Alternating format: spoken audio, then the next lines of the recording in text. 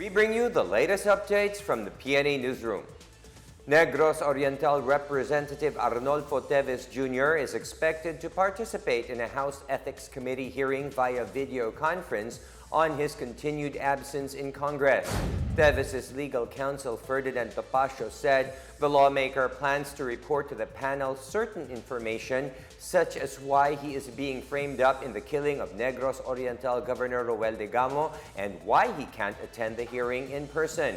Topacio also dismissed calls to freeze the assets of Teves and expel him from the House of Representatives, saying he is still presumed innocent until proven guilty. Earlier, Justice Secretary Jesus Crispin Boying Remulla advised Teves to return to the Philippines and answer the charges against him, including the murder of Degamo. Remulla said Teves is expected to surface if he is indeed innocent. He also reiterated the government's offer of security to the lawmaker.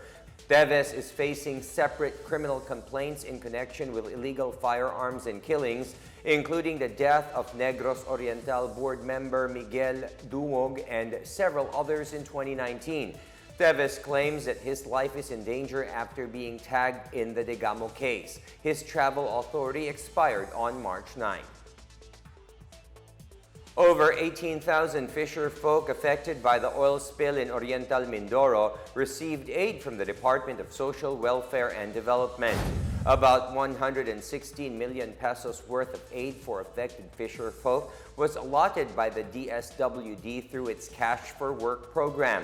Each beneficiary will receive 355 pesos daily by collecting materials, building spill booms and absorbents, establishing village and backyard gardens, and community cleanup drives. The Cash for Work program will be extended until May.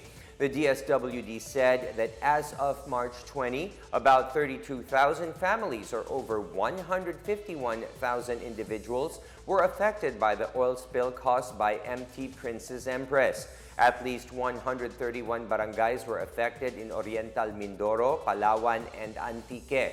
About 7,000 individuals from 6 towns in Oriental Mindoro have received family food packs. Meanwhile, the Bureau of Fisheries and Aquatic Resources, or BuCor, said the country is losing 5 million pesos in revenues daily due to the fishing ban in the areas hit by the oil spill.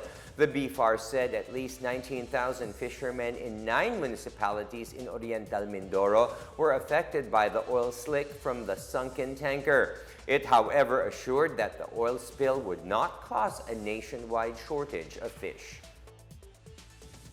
More than 400 persons who had been deprived of their freedom were released from jails and penal farms all over the country.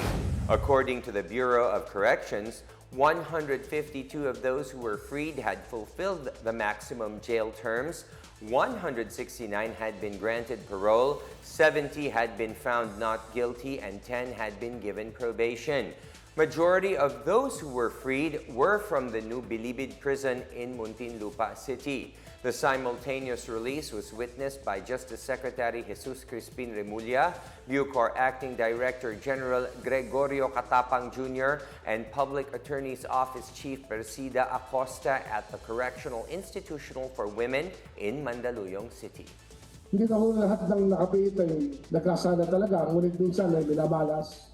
Minsan ay napag-initan, napagkaisahan. Nangyayari po yan. Hindi po perfecto ang hustisya. Ngunit, kaya tayo nilagay dito na ating Pangulo, ang gusto niya po ay isang may pusong hustisya ang manaig sa ating kapuluan.